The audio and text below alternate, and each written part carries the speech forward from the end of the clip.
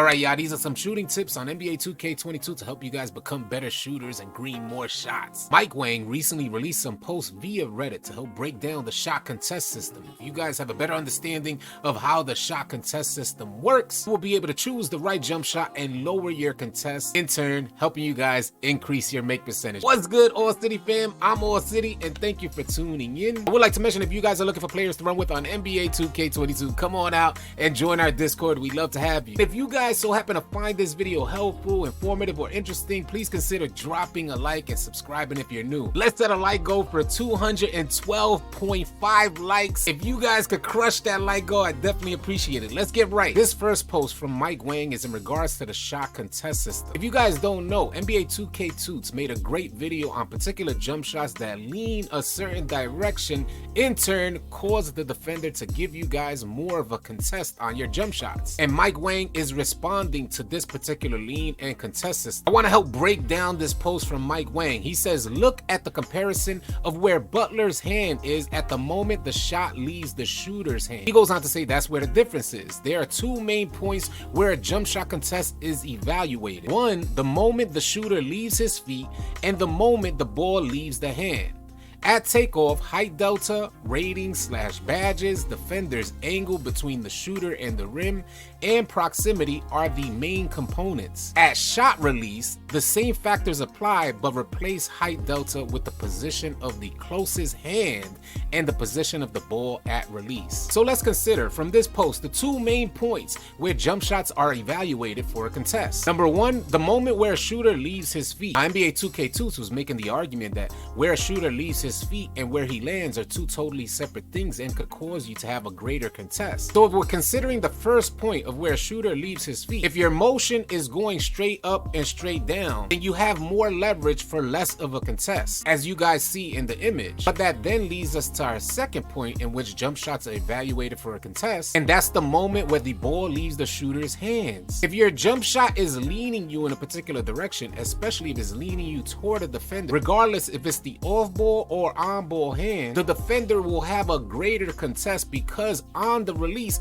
your jump shot actually leaned you toward the defender. That's not to say that if you have a jump shot that goes straight up and straight down that you're gonna just be shooting non-contested shots, because of the other factors that apply to jump shot contests that Mike Wang expressed in this post. You also gotta consider the idea that if your jump shot leans to a particular direction, like say it leans left and the defender is on the right side, that'd be even less of a contest for you. I think just having this knowledge will make you guys much better shooters out there. And in this next post, Mike Wang addresses the ball hand side defender versus the off ball hand side defender. Someone asked Mike Wang, interesting, does the defender's angle between the shooter and the rim affect the jump shot the same from both sides of the shooter, or does the defender being on the ball dominant side affect the shooter differently than a contest coming from the off hand side? And Mike Wang replies accordingly, says the system does not explicitly differentiate, but ball hand side contests will naturally be more impactful because the shooter's body won't impede the defender's progress like it would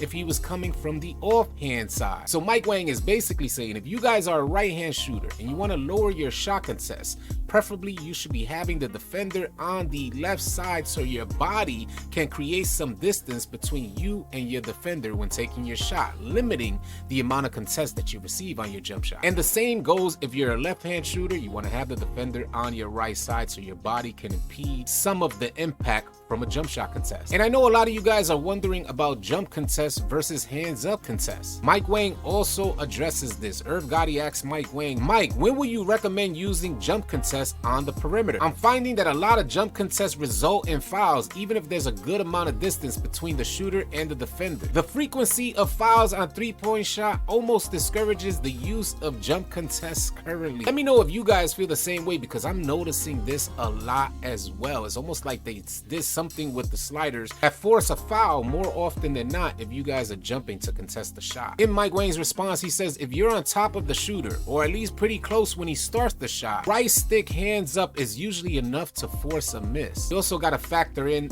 the intimidator. Intimidator is a proximity badge, so right stick hands up may activate your intimidator as long as you're in proximity. If you're about 5 or 6 feet away, usually jumping to contest is a good idea if it's a decent shooter.